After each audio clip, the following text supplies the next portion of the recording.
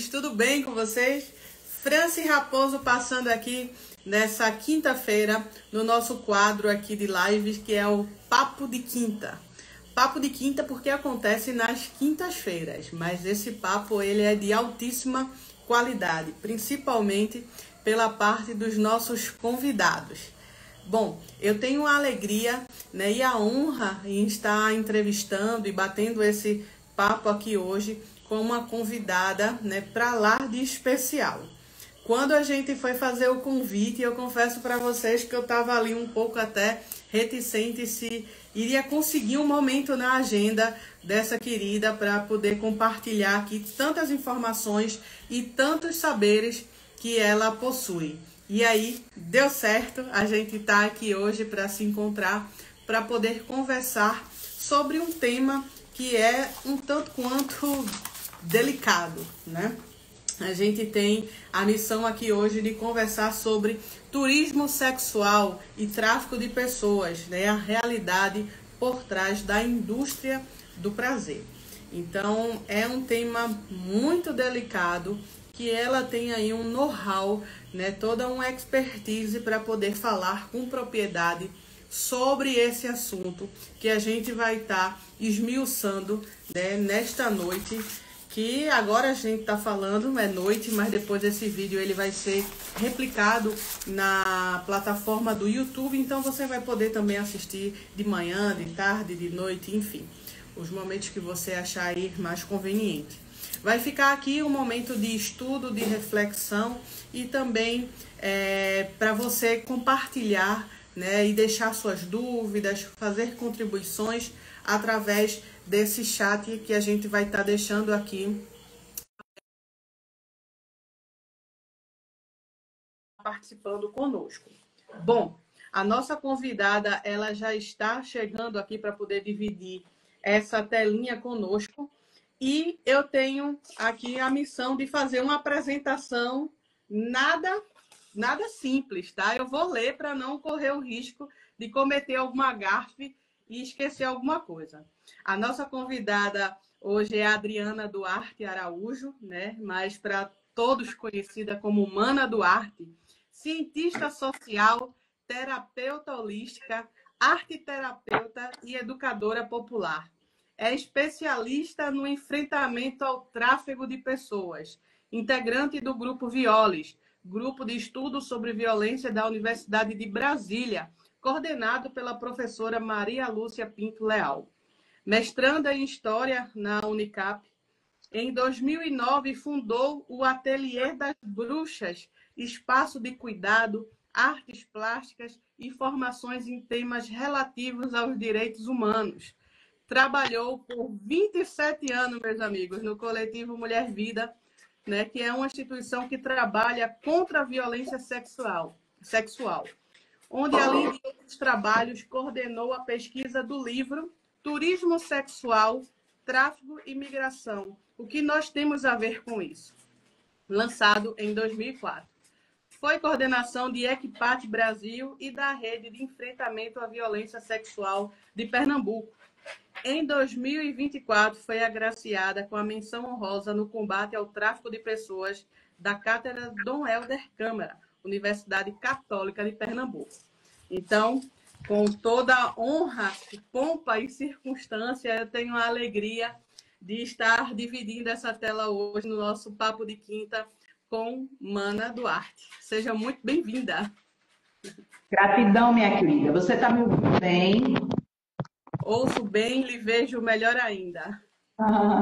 Obrigada, meu amor. Um prazer essa apresentação tão carinhosa, tão gentil. Um tema difícil e você está de parabéns, porque você, dentro da área do turismo, com essa preocupação social, para a gente isso é uma conquista, porque esse enfrentamento a gente não faz sozinho. Então, um prazer estar aqui com você. Estou à sua disposição. Cheiro, grande amiga também, trabalhou comigo no Coletivo Mulher Vida, dávamos uns passeios e comiam umas coisinhas bem gostosas.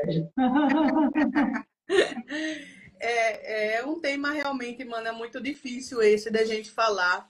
que muitas vezes ele é até omisso, né? Nos círculos de diálogos do turismo, a gente vê essas práticas acontecerem, né? Muitas pessoas torcem o nariz para isso, mas a gente fica, né, sem ter muito o que falar sobre essa situação. Então, vamos colocar o dedo aqui na ferida, né? Vamos tentar falar abertamente, sem nenhum tipo de restrição, sem nenhum tipo de bloqueio. Isso aqui é um espaço completamente democrático.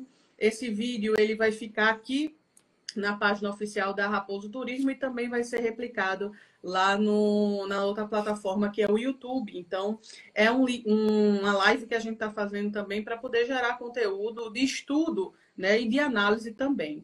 Como é um espaço democrático, está aberto também às falas, né? Então, quem quiser contribuir, deixar sua mensagem aqui, se for durante esse momento da live, a gente vai estar conversando e dialogando aqui com o nosso público.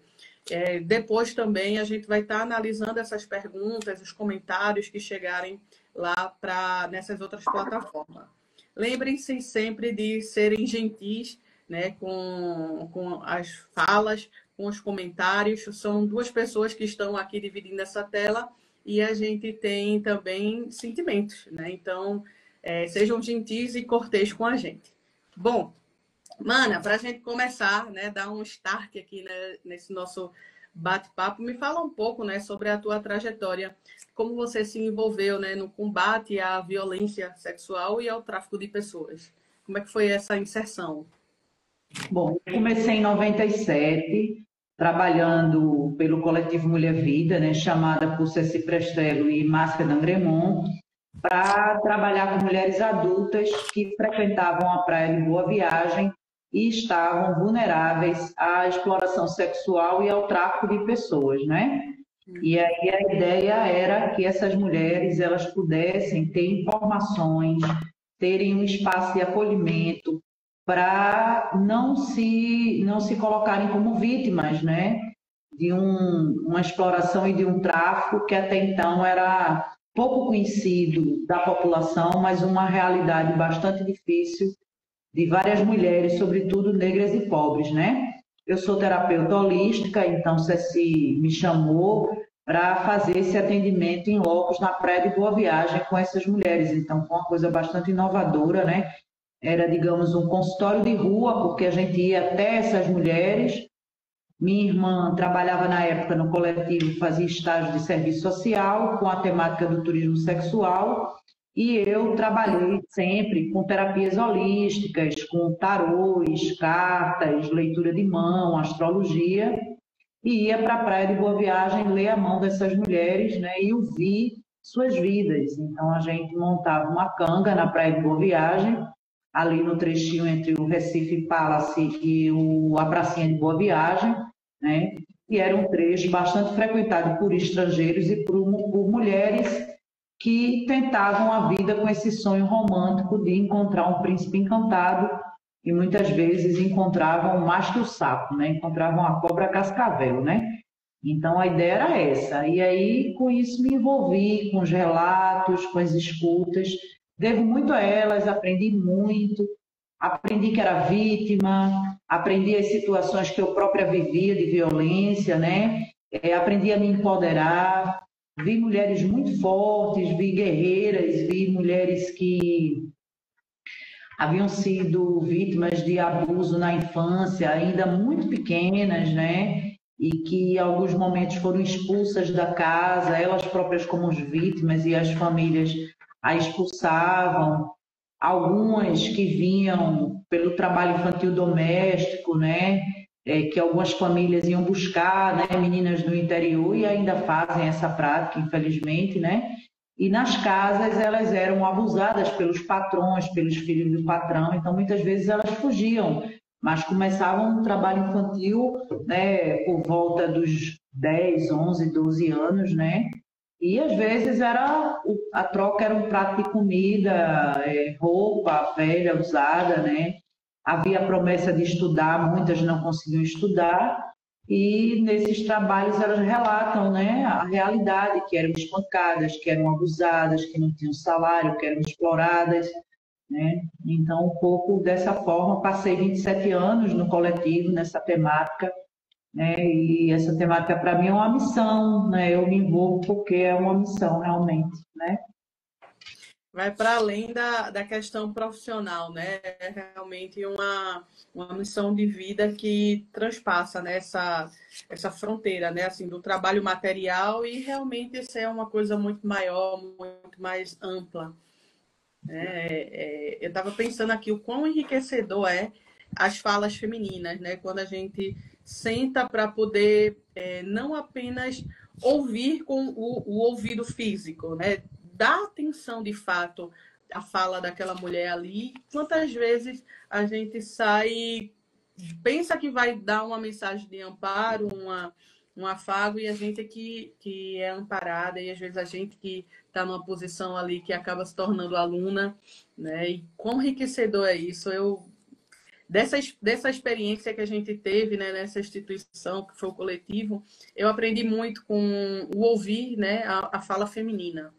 O quão importante é isso, né? E é um momento doloso também, a gente sente, mas também é um momento assim de sororidade, de se reconhecer, como você falou, né, de perceber quantas violências também já sofreu, né, e que estava vindo à tona aquilo ali através da fala de outra, né? É uma situação bem delicada essa. Infelizmente, muitas pessoas, mana, confundem turismo sexual com prostituição voluntária, né? Infelizmente, há esse mal entendimento, vamos dizer assim, para poder ser delicada com o tema que a gente está falando aqui. Como você pode explicar a diferença, né, entre prostituição voluntária e esse turismo sexual? Bom, o turismo sexual, quando ele acontece atingindo crianças e adolescentes, ele é uma das categorias da exploração sexual, né? Porque crianças e adolescentes não são mercadorias, são adultas para decidirem trabalhar na profissão, né, do sexo, né, do mercado do sexo. Contudo, você também pode encontrar algumas mulheres adultas em situação de turismo sexual sendo exploradas sexualmente, né? O turismo sexual ele tem uma faceta diferenciada porque ele é uma ação de turismo voltada para a satisfação de prazeres sexuais, né? Então, muitas vezes a pessoa viaja só para isso, muitas vezes ela viaja para uma convenção de trabalho e aí, quando larga de noite, vai procurar o serviço de profissionais do sexo. Quando você procura o serviço de mulheres adultas, profissionais do sexo, que estão lá por sua livre e espontânea vontade, é uma coisa, né? Isso não se configura uma violência, isso se configura um mercado de trabalho, um mercado sexual com pessoas adultas que têm o seu direito de ir e vir, que têm o seu rendimento, que recebem o seu recurso dos seus programas, né? Isso é outra história.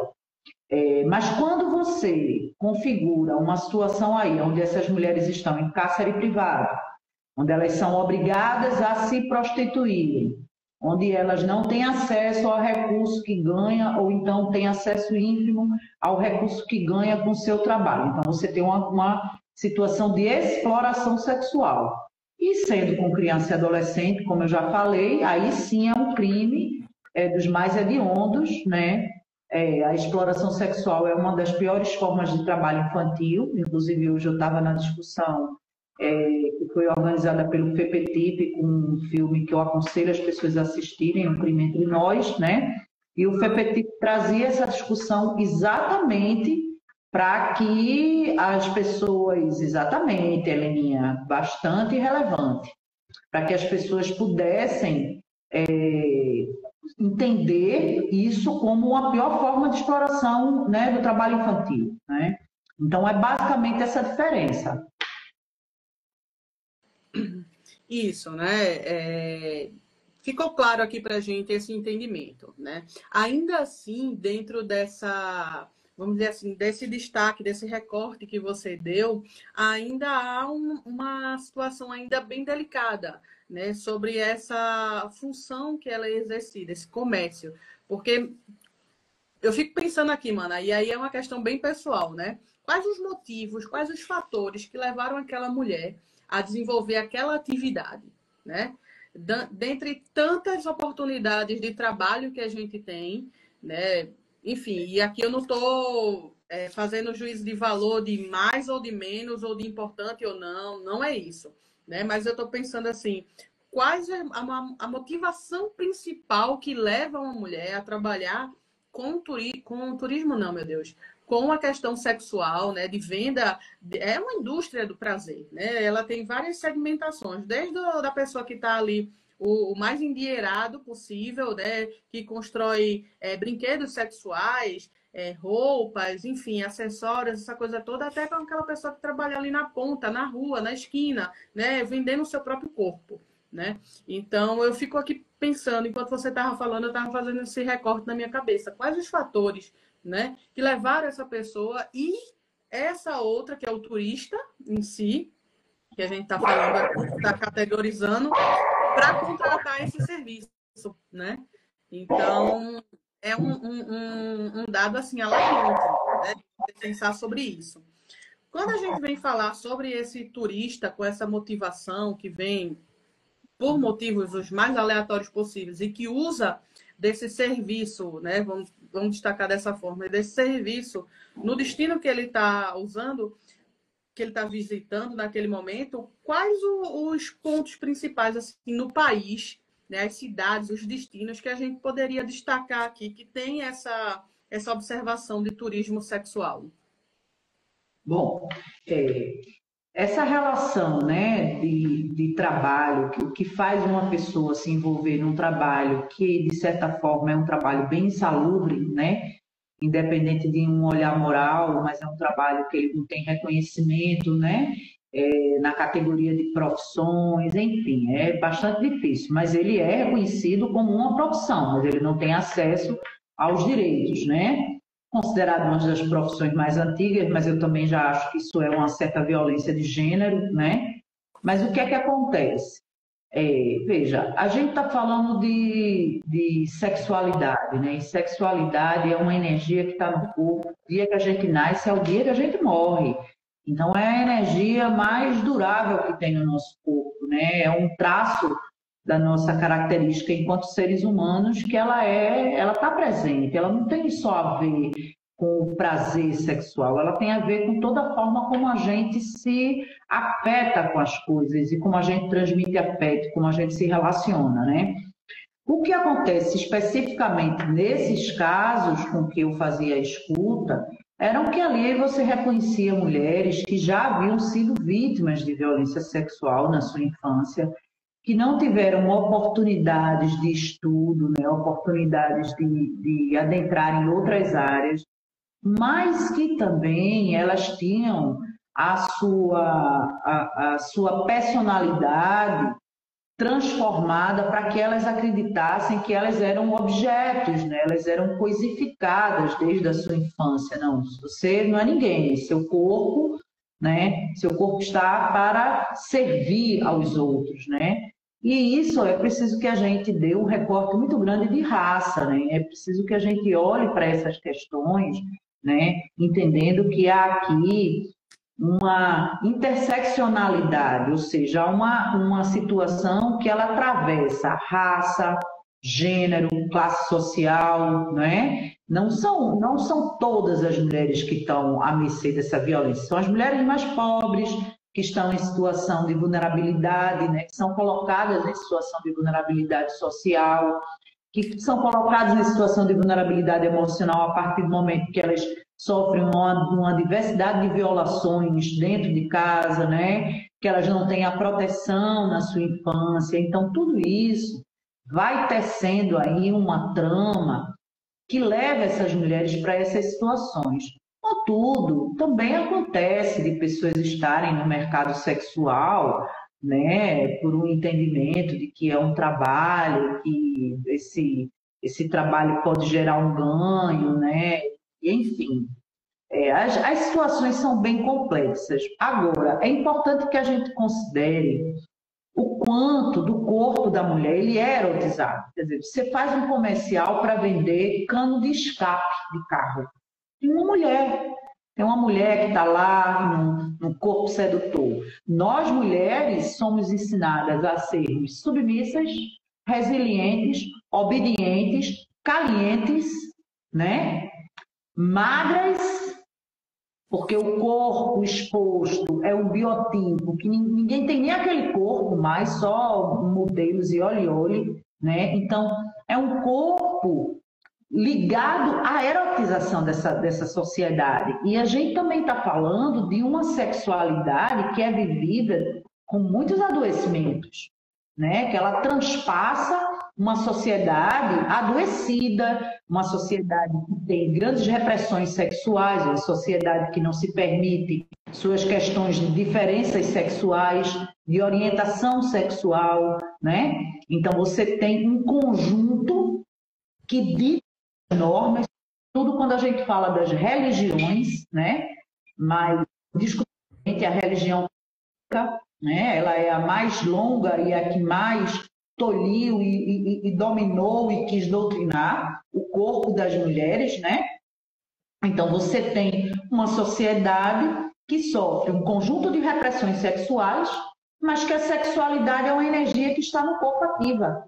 Então, isso faz uma bomba, porque isso faz com que muita gente vá procurar os serviços das profissionais do sexo, né? E outro fator importante a ser considerado é que, já respondendo a sua segunda pergunta, é que no pós-guerra, né, no pós-segunda guerra, os países tropicais e subtropicais, eles foram utilizados numa propaganda para que as pessoas desestressassem, para que as pessoas pudessem viajar para vários países, né? E países da América Latina, América Central, países que quem vinha para cá, os europeus e os americanos, com euros e dólares. Aliás, na época era dólar, porque o euro é agora, né?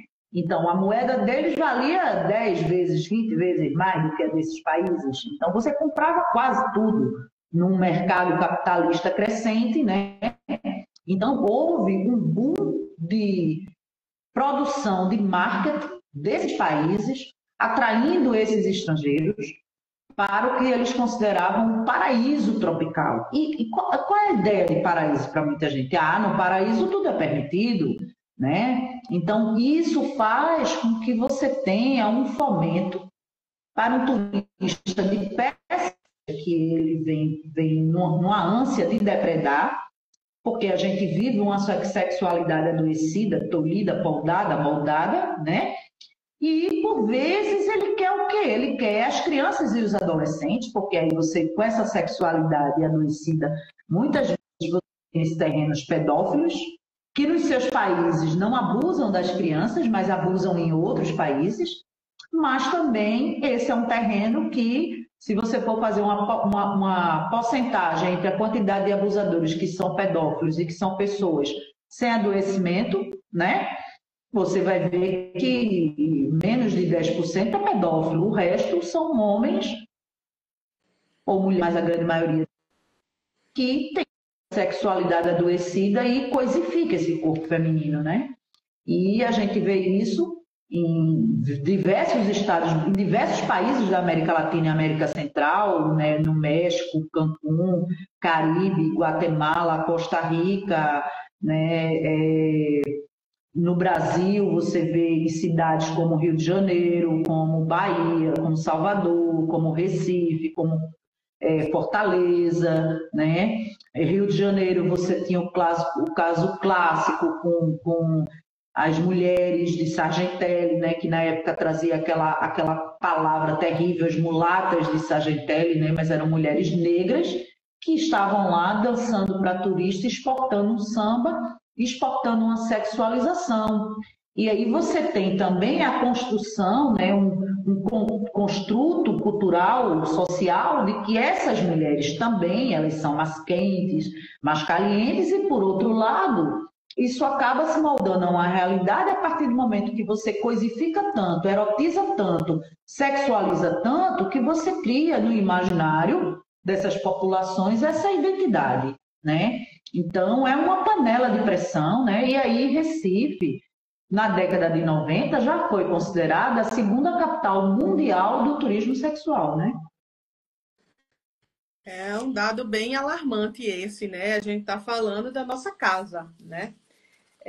Enquanto você falava aqui, eu adorei esse seu momento agora que ele fala, dava para a gente lembrar ele e ir pegando esses pedacinhos e ir fazendo uma live a cada pedacinho desse que você ia trazendo aqui para a gente, por conta desses recortes, né? Enquanto você falava da história do comercial, né, de carro em cano de escape, e aí eu estava pensando aqui no contraponto, né? Se utiliza da figura feminina até para poder fazer comercial de um cano de escape, né, como você trouxe, mas há um xingamento de dizer que mulher não dirige bem, né? Que homem dirige melhor. Né? Então, associa essa figura feminina a um carro pelo desejo da compra, né? Mas ela não sabe utilizar desse objeto. Né? Então, aí vem a subserviência, né? A questão masculina. Quando você traz esses dados também, Mana, sobre esses principais pontos, né, que a gente tem aqui de turismo sexual, dois deles, na verdade, me chamam bem a atenção. Um é Cancún, né, por ser aquele país fronteiriço ali, né, o México com os Estados Unidos, então há muito essa questão do tráfico de drogas, do tráfico de pessoas, né, de mulheres. A gente teve uma novela há uns anos atrás falando muito sobre isso, jogou muita luz sobre esse assunto, porque caiu no meio popular o assunto para se falar, né? Descortina esse tabu de não poder falar que é um assunto delicado e cai num conceito popular para se pensar sobre isso. Né? Quando a gente traz à tona um assunto como esse, a gente traz toda uma efervescência, né, de problemas que vem com ele, que a gente precisa refletir sobre isso e ver quais as medidas que a gente precisa tomar a partir de. Né? A gente teve o 18 de maio agora, um marco, né, uma data significativa, que traz uma reflexão. Né? E no 18 de maio, a gente teve aí a televisão falando sobre a campanha, a gente teve várias outras atividades de ONGs, de empresas, a sociedade civil como um todo se mobilizando para poder trazer luz sobre esse assunto. Para quem não entende, para quem não sabe, para quem está caindo, né, de paraquedas aqui nesse assunto, turismo sexual, né, a indústria por trás, né, a indústria do prazer, né, o que a gente tem para falar sobre isso, o que é que a gente poderia trazer em síntese, né, para que as pessoas entendam qual é a data que a gente faz essa alusão aqui do 18 de maio? Infelizmente é uma data muito triste, é um marco que sinaliza o assassinato de Araceli. Araceli foi uma menina do Espírito Santo que foi assassinada, foi sequestrada, foi estuprada por alguns homens e assassinada, passou por torturas também, né? E ela fala bem dessa realidade, porque, embora sendo uma menina branca, e a gente tem que dar um recorte de raça a essa realidade, que a maioria das meninas atingidas são meninas negras, mas ela traz dessa situação de adoecimento, né? Os dois agressores eram de famílias tradicionais do Espírito Santo, famílias ricas, né? Até hoje não foram punidos, né? E você tem aí um dado que é bastante interessante, que é o seguinte: é essa ideia de que tudo pode ser feito com o corpo da criança, né? Em especial o corpo da criança. Então, esse crime acontece em 1973, né? Então, você veja quanto tempo, né, desse crime, né? 50 anos, né? 51 anos, ou 54, né? A depender do momento aliás, 54, porque foi agora 18 de maio, 18 de maio, e você vê o quanto nós ainda lutamos para que as crianças sejam respeitadas, sejam atendidas, tenham acesso à proteção, né? À defesa e responsabilização dos agressores, né? Então, essa data do 18 de maio, ela marca um movimento que hoje, agora, completa 25 anos, que é o movimento do Faça Bonito, que tem essa florzinha amarela, né? Que a gente até estou com uma aqui bem pequenininha, não vai dar para ver não, mas está aqui, né? E aí o Faça Bonito, ele é um movimento que ele tem uma forma de enfrentar esse problema, né? Ele trabalha com a construção dos planos em 6 eixos e ele advém do encontro internacional que a gente chama assim, o primeiro ECPAT, que foi uma assembleia internacional que acontece, uma assembleia mundial, que acontece em Estocolmo, na Suécia, em 1996, a primeira, e ela é chamada pela Rainha Sílvia da Suécia, que também é brasileira, preocupada com a questão da situação da infância no mundo todo. Então, ela chama diversos países, né? Minha amiga aqui, Márcia, chegando, linda somos nós, né? E ela chama diversos países para assumirem uma agenda de compromisso com a infância, de proteção contra a violência sexual, né? Então, o Brasil ele vai representado por muitos parceiros, inclusive o coletivo Mulher Vida com Márcia D'Andremont. Márcia era uma liderança, era uma mulher anistiada politicamente, então uma mulher que não tinha medo de cara feia nem de tortura, né? Que abriu mão da sua identidade para lutar por um Estado democrático de direitos, né? E Márcia vem para Recife, vem para Olinda e monta com Ceci Prestrello o coletivo Mulher Vida, uma instituição que até hoje é uma referência, minha casa de nascença no sentido do saber e do trabalho, né, técnico nessa área. Agradeço demais a confiança que elas depositaram em mim. E a gente entende a importância de você convocar as lideranças mundiais, e aí uma liderança também muito importante. Então, daqui você tinha o movimento social, você tinha instituições que atuavam. Olha, Marcinha também lhe conhece. O bom desse mundo é que vá você, ande direito, porque esse mundo é uma gota d'água. E Recife, Pernambuco, então, né?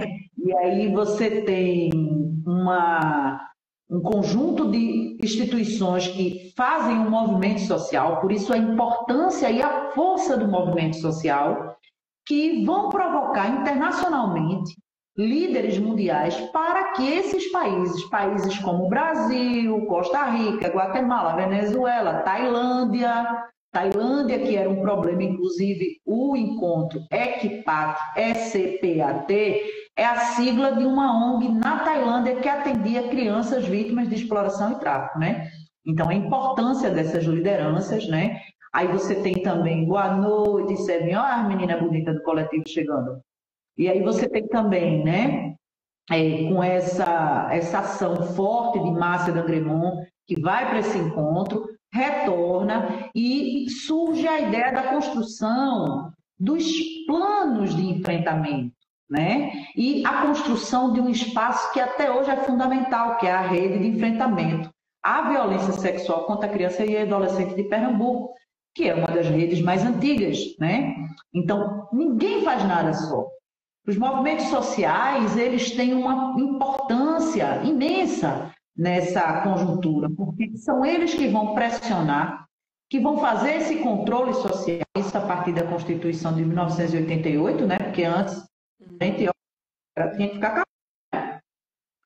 E isso vai constituir, junto com algumas universidades, em especial a UNB, com a professora Maria Lúcia Leal, isso vai constituir um tecido nacional que impulsiona a cobrança de políticas públicas ano a ano, até que fosse construído o primeiro plano estadual de Pernambuco no enfrentamento à violência, e aí se soma ao coletivo Mulher Vida a ONG Casa de Passagem, o Centro das Mulheres do Cabo e várias outras ruas e praças, o Movimento Nacional de Meninas e Meninas de Rua, o Movimento Nacional é fundamental nessa luta, né? Porque é o próprio movimento que articula o Estatuto da Criança e do Adolescente. Então, você tem lideranças que entendem que deve ser papel do Estado essa proteção. E não é qualquer proteção. Por isso que o Faça Bonito, ele marca um movimento de como se faz essa proteção. E aí uma coisa importante ela se faz com mobilização, ela se faz com respeito absoluto aos direitos sexuais e reprodutivos de criança e adolescente. Então, não é castrando, não é silenciando, não é impedindo que elas tenham acesso ao corpo, que elas conheçam as formas de toque abusivo, que elas possam se proteger, né? Ele faz a partir da articulação com a sociedade civil e o governo, para que haja esse monitoramento, para que haja esse afinamento dessa política pública, né? Ele se faz em conjunto com as universidades a partir da análise da situação. Então, é necessário sempre que haja pesquisas e estudos para que a gente entenda do que a gente está falando, né? Ele se faz junto com o orçamento, nada é feito sem recurso, quanto mais esse crime, que ele gera recurso, né, ilícito, gera uma economia ilícita, né, e entre outros eixos, mas esses são os fundamentais. O protagonismo, né, infanto-juvenil, por quê? Porque você está falando de um problema que atinge criança e adolescente. Então, você tem que ouvi-las. Elas têm que ter voz, né? A gente tem que parar e ouvi-las para que elas possam dizer assim, gente, olha, eu acho que deve ser feita assim, eu me sinto melhor quando eu sou atendida assim, eu acho que esse tema pode ser discutido assim, assado. Elas também estarem instrumentalizadas para dialogar com seus pares. Então, o enfrentamento à violência sexual, ele é muito amplo, né? E a violência sexual, ela vai juntar o abuso sexual, que acontece dentro de casa, e vai juntar a exploração sexual, que acontece não só em casa, mas também nas ruas, e que tem uma motivação não só do dinheiro, mas também de bens e serviços, e enfim, né? Excelente, Mana. Veja, enquanto você estava falando aqui, eu estava pensando, quanto na seguinte situação, deixa eu explanar sobre isso. Quanto a gente de viagem, a gente se depara com as situações mais adversas possíveis, né? Coisas até que a gente nem consegue mensurar, né? Todo agente de viagem, quando ele está montando ali uma viagem para poder levar seu grupo, seu público, a gente faz um checklist ali de tudo que a gente pode, né, resolver, o que pode surgir, o que pode acontecer, e a gente já tem ali um plano A e um plano B para poder trabalhar com aquilo ali.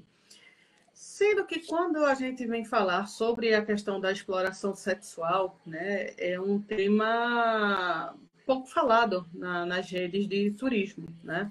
Eu já vi hotéis na cabeceira da cama, né, com cardápio de moças, né, para contato. A gente vê garotas de programa na recepção pedindo para acessar tal quarto. A gente conhece pontos turísticos de que tem moças fazendo programa. Eu digo moças porque são a maior parte, né, desse que a gente está tendo aqui. Dificilmente a gente vê homens, né? Eu sei que existem homens também que fazem programas, mas né, a maioria são mulheres, né? Então a gente conhece pontos, né, que a gente já sabe que é de prostituição. Você citou aqui Recife, a Avenida Boa Viagem, a gente tem uma avenida bem conhecida que é Engenheiro Roberto Freire, em Natal. A gente tem a Orla ali perto da Praia do Futuro, em Ceará. Né? A gente tem a Praia de Copacabana também, que é muito conhecida pela questão do turismo sexual. Quanto agente de viagem, quanto profissional nessa área, a gente identificando essa situação, quais são as medidas legais que a gente pode fazer para, eu não vou dizer combater, porque uma pessoa só não consegue combater, né? Mas o que é que a gente pode agir pontualmente naquela situação ali? A gente liga para um 190, o que é que a gente faz nessa hora? Bom, é fundamental que primeiro você mantenha a calma, né? Você tente observar o máximo de características daquela situação que você está vendo, que você tenha cuidado em se aproximar, porque você muitas vezes vai estar lidando com rede criminosa, então para isso é importante chamar a polícia, né? Tanto chamar o 190, como ligar para o Disque 100. E aí, por que que é importante você observar? Para que você possa dar o máximo de detalhes da situação que você está vendo. Quando há uma situação de rua, e as pessoas dizem assim, ah, mas a pessoa foi embora, mas só que a pessoa sempre retorna, porque aquilo acaba sendo um local quanto mais de abuso, de exploração. Então, é como você citou essas localidades, né? E o Disque 100, ele é uma denúncia anônima, então quem tiver medo, não precisa ter medo, você não precisa se identificar, você vai dizer o local, o endereço, obviamente, que você vai saber o endereço, né? Vamos supor que você está indo para uma viagem lá na Bahia, você sai de Pernambuco, vai para a Bahia, então no ônibus. Aí você para no meio do caminho, nos locais para fazer as refeições. Nesses locais, muitas vezes, estão estacionados diversos caminhões, né? E aí você vê uma criança subindo no caminhão desse. Aí é importante você ligar para o 190, mas também ligar para a Polícia Rodoviária Federal. Por quê? Porque a Polícia Rodoviária Federal, ela tem um programa, inclusive um programa bastante importante de proteção às crianças e adolescentes nas rotas onde são denunciadas as situações de exploração sexual, né? Então, nas BRs. Por quê? Porque elas sabem que nessas localidades, primeiro que você não tem quase nenhum suporte de equipamentos sociais. Você tem, às vezes, um conjunto de posto de gasolina, restaurante, né, no meio do nada. Essa semana eu fui em Brejo, você para ali no Rei da Coxinha, o Rei da Coxinha e pronto, né? Então, nesses locais, aí param ônibus, né? Muitas vezes para utilizar os sanitários, fazer suas refeições. Então, você não tem equipamentos sociais, mas você pode denunciar a Polícia Rodoviária Federal, que faz o mapeamento das rotas de exploração sexual, atualiza isso todos os anos, e é muito importante, até porque ela vai estar com essa possibilidade de fluir entre um estado e outro. E se você só liga para a Polícia Militar, ela tem um limite, só liga para a Polícia Civil, ela tem um limite. Então, vamos supor que você está na fronteira da Bahia, quando sei lá, ultrapassar para outro estado, né? Você não vai ter como a Polícia Civil não tem como atuar. E a Polícia Federal, e sobretudo a Polícia Federal Rodoviária, ela já tem inclusive protocolos de atuação nessas situações, né? O que inclusive é assim, é um programa muito bacana da Polícia Rodoviária Federal, né? Ela também tem ações conscientizando os caminhoneiros. Recentemente você teve o que é isso, caminhoneiro, você teve programas que orientavam os caminhoneiros, educavam os caminhoneiros, conscientizavam os caminhoneiros que sexo com criança é crime, não é lazer, não é diversão, é crime e deverá e será punido conforme a lei, né? Isso é muito importante, isso está presente no Estatuto da Criança e Adolescente, mas está presente na Constituição Federal, né? Então, você precisa conscientizar a população, por um lado, mas também atuar na defesa e na responsabilização, porque é a responsabilização que vai inibir futuros casos. Porque se você denuncia, aquilo não é apurado, aquilo não é julgado, a pessoa não é acusada, não recebe nenhuma pena, você só está estimulando, primeiro, que você acredita a vítima, faz com que a vítima nunca mais tenha confiança no sistema, faz com que ela não se cure, porque o processo de autocura das situações de abuso é, sobretudo, ver o seu agressor sendo responsabilizado, né? Então, isso é uma coisa importante que o turista pode fazer. Ele não vai se expor, ele vai fazer denúncias anônimas. Todos esses serviços, eles têm um protocolo para isso, que eu considero assim, protocolos muito eficientes, né? É claro, podem dar erro sim, lógico, né? Mas o papel é esse, é o Disque 100, a Polícia Rodoviária Federal, algumas situações a Polícia Militar, o 190, a Polícia Civil, as GPCAs, as Gerências de Proteção à Infância, quando elas existem, né? Em Pernambuco você só tem 3 delegacias, né? Então fica difícil, 3 ou 4, não sei agora. Mas enfim, é isso.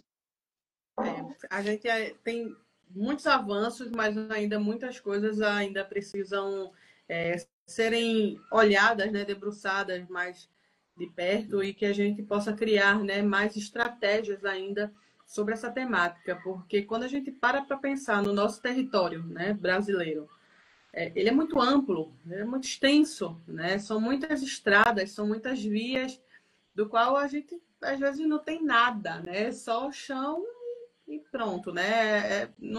Até a própria polícia, ela não consegue estar, a Rodoviária Federal não consegue estar margeando toda aquela BR, né? Ela fica ali em pontos estratégicos e muitas vezes até o sinal de telefonia é dificultoso, né? Então, é uma coisa que ainda a gente precisa pensar mais, as pessoas técnicas nessa área precisam pensar mais sobre comunicação, né, internet, sinais de telefonia, a própria polícia, ou a própria legislação brasileira. Eu fiquei aqui pensando quais são, eu desconheço completamente isso, quais são as punições, né, para uma pessoa que pega nessa situação, né, cometendo esse crime. Né? Você sabe dizer, Mana, qual a punição, quando ela é presa, quanto tempo tem, se tem fiança para essa situação? Olha, primeiro, se a criança tiver menos de 14 anos, você vai estar falando de estupro de vulnerável. Então, nem tem fiança, né? A pessoa é detida imediatamente.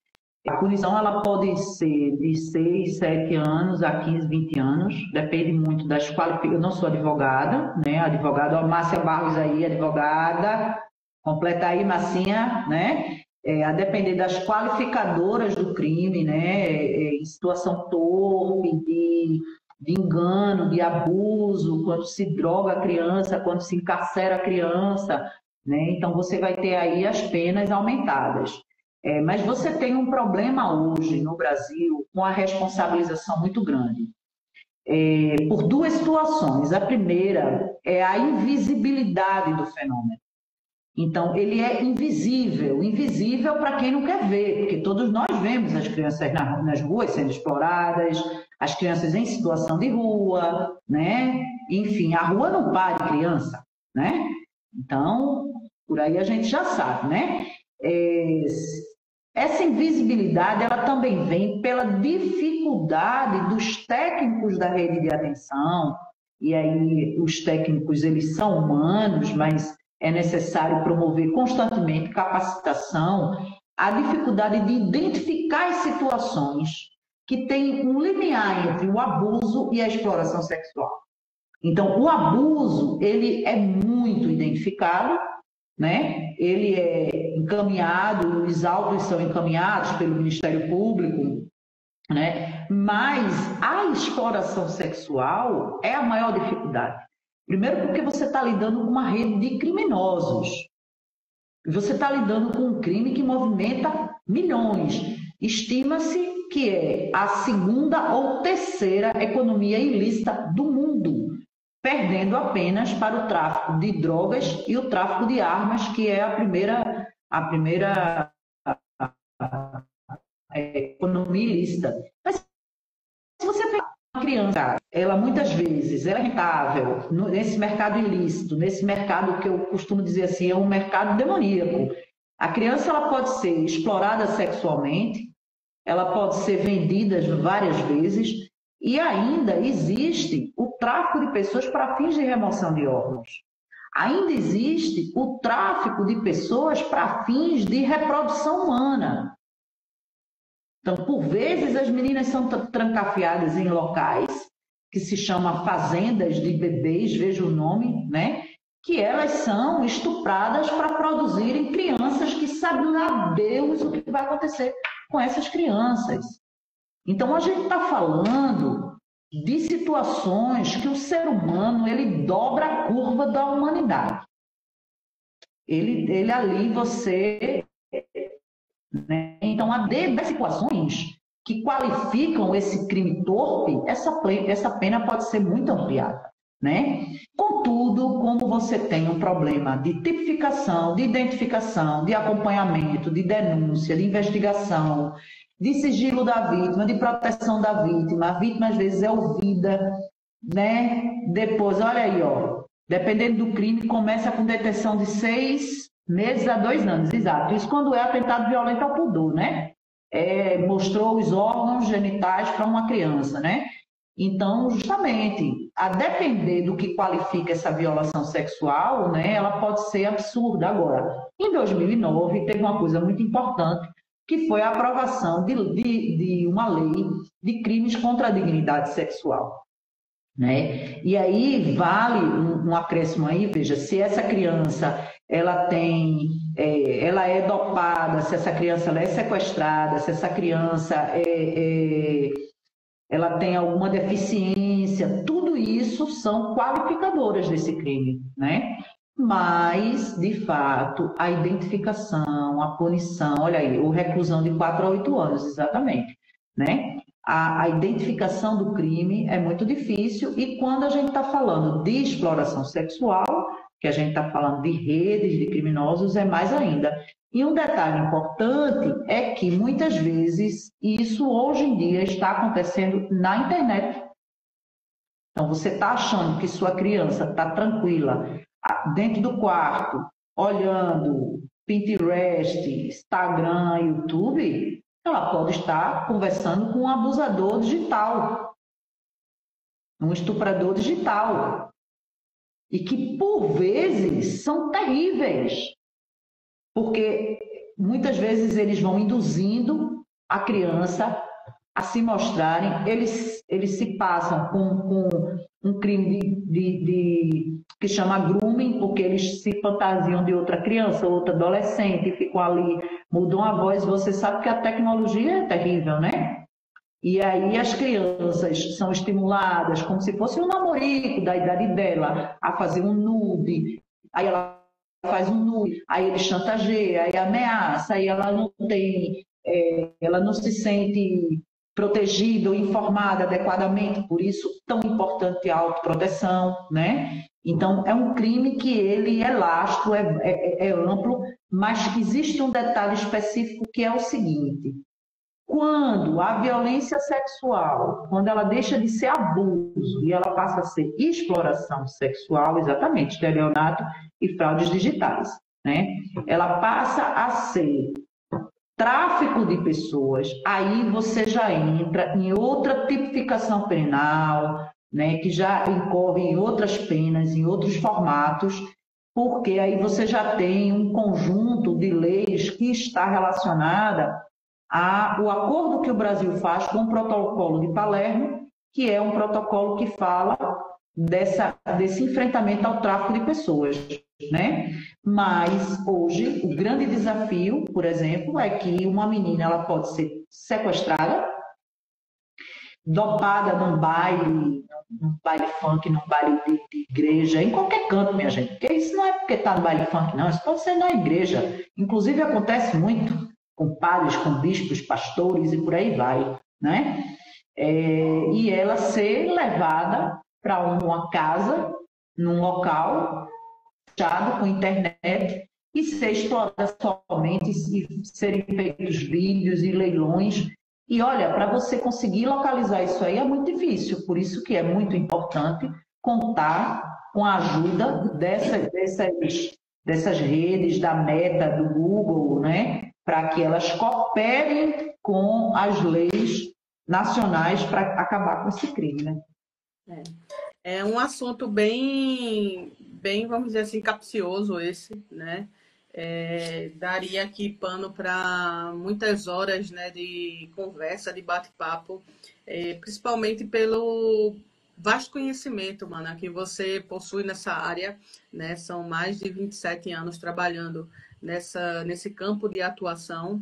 Eu fico extremamente feliz e honrada em poder dividir essa telinha aqui com você. Gostaria também de agradecer aqui a contribuição, né, de Márcia, nossa amiga em comum. Marcinha tem um lugar cativo aqui no coração, é uma figura, né, ensina tanto aqui para a gente também. Infelizmente, o tempo ele é chegado aqui, né? Mas antes da gente ir já encaminhando aqui para os momentos finais, eu gostaria de deixar aqui a fala também, puxar uma fala sua sobre o Ateliê das Bruxas, né? Para que a gente possa entender por que Ateliê das Bruxas. A gente está num bate-papo aqui feminino, né? Mas ele não se estende apenas ao gênero feminino, ele se incorpora aqui todos os gêneros e todas as formas de entendimento de gênero, né? Então, como eu já conheço um pouco do espaço do ateliê, eu gostaria que você deixasse aberto também esse espaço de cura, né, de cuidado, de atendimento, para que outras pessoas também possam conhecer. E ninguém melhor do que você para falar desse espaço que você criou, né? Explica para a gente o porquê Ateliê das Bruxas. Primeiro, eu quero agradecer e dizer que eu me sinto honrada. Esse é um tema muito necessário. Você está de parabéns Obrigada. por ser uma agente de turismo, uma operadora do turismo que pensa diferenciado, uma empresária que pensa diferenciado, que sabe, né, tanto do nosso papel social, mas também o quanto isso é prejudicial para o turismo, né? E justamente, né, evitar e combater essa tragédia, exatamente isso. Dizer que o Ministério do Turismo, em 2010, ele fez uma ação muito bacana. Muito obrigada, Marcinha.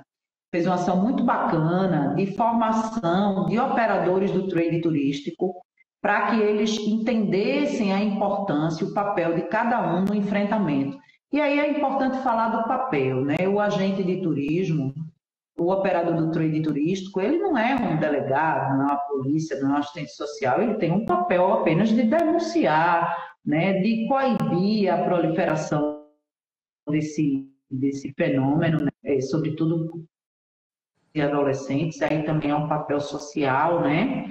E justamente serve, parabéns, Franz, querida, né? E trazer dessa importância do Brasil, isso é muito bacana de ser dito, né?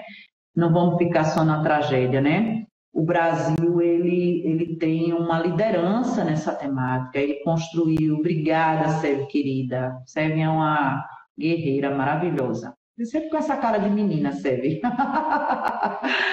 E aí o Brasil constrói essa liderança, né? O Brasil ele é referência, o nosso plano, nossa política de enfrentamento à exploração, à violência sexual, né? Agora na semana do 18 de maio, ela só cresce, assim, é difícil, né? Às vezes está no papel, mas não está na concretude, mas só em estar no papel já é algo para a gente ir cobrando agora a materialização de tudo isso, né?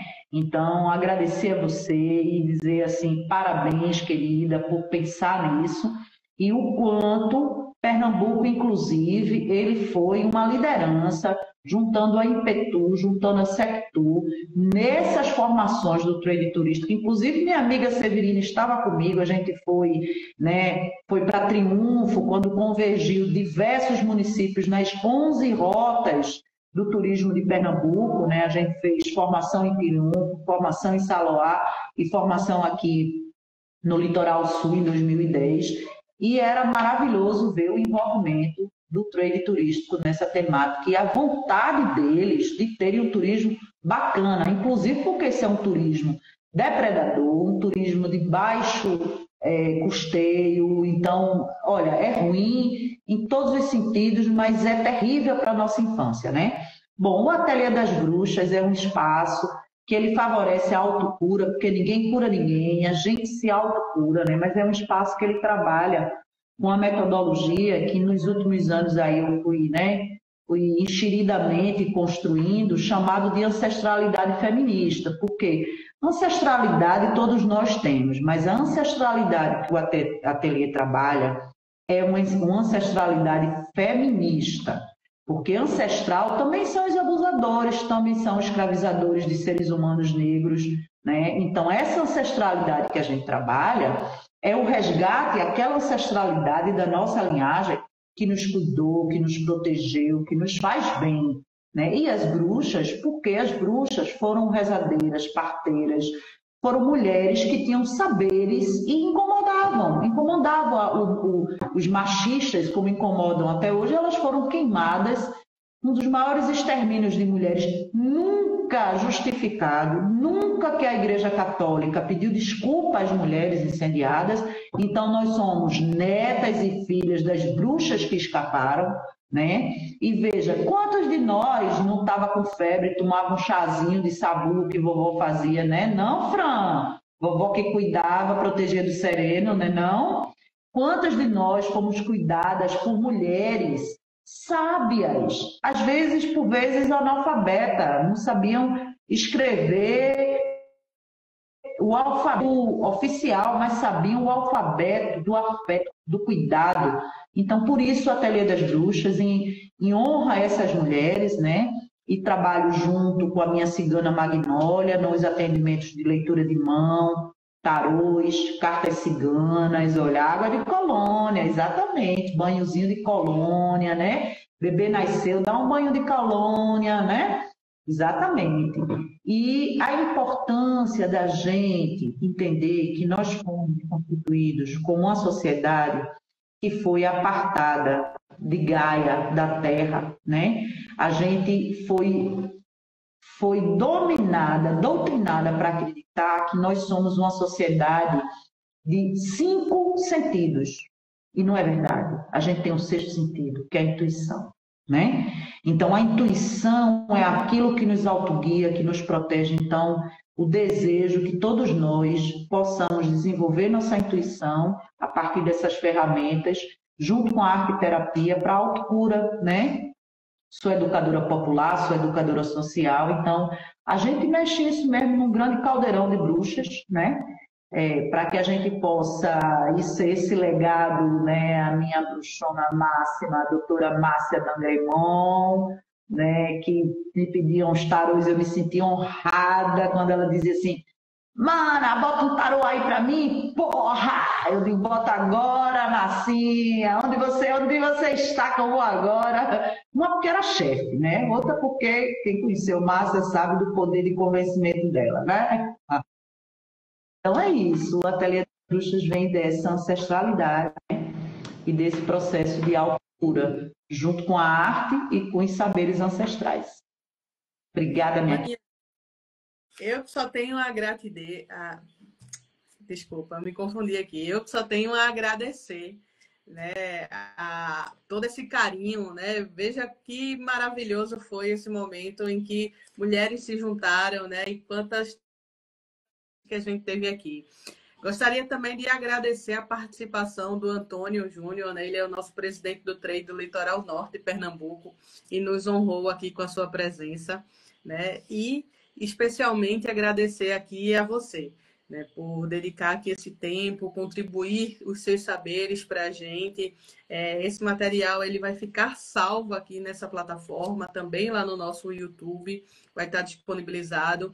E aí as pessoas vão assistindo e depois vão comentando, e é muito enriquecedor essa troca, porque passa aí dias chegando mensagem no meu telefone, né, dizendo: França, eu gostei dessa parte. E tem pessoas que marcam os minutos e segundos, né? Gostei dessa fala, foi isso.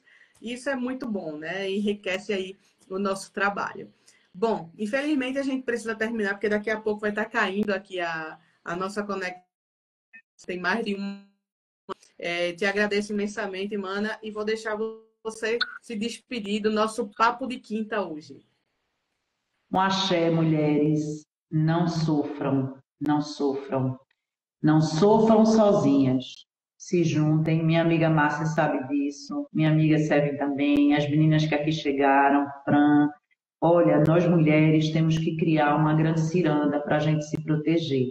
Porque mulher cuida do planeta, cuida dos seres humanos, cuida dos bichos, da infância, dos idosos, mas a gente tem que se cuidar também. Então, obrigada, querida. Axé para vocês, meninas, e foi um prazer.